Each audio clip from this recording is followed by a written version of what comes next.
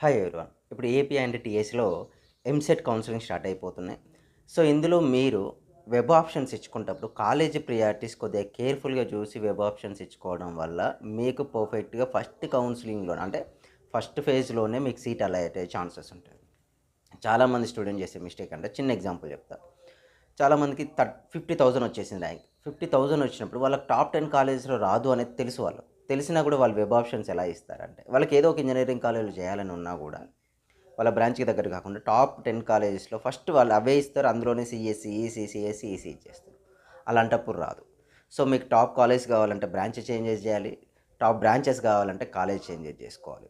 మీకు ఆల్రెడీ అదే వెబ్‌సైట్‌లో ఏపీ సెట్ వెబ్‌సైట్‌లోనే లాస్ట్ ఇయర్ ర్యాంక్ లిస్ట్ ఉంటుంది. అంటే మనకొచ్చిన ర్యాంకుకు కాలేజ్ వైస్‌గా ఆ కాలేజ్‌లో స్టార్టింగ్ ర్యాంకు, ఎండింగ్ ర్యాంక్ ఉంటుంది. సో, అది చూస్తూ అప్పుడు మీరు వెబ్ ఆప్షన్స్ ఇవ్వడం వల్ల మీకు ఫస్ట్ ఫేజ్‌లోనే మీకు సీట్ వచ్చే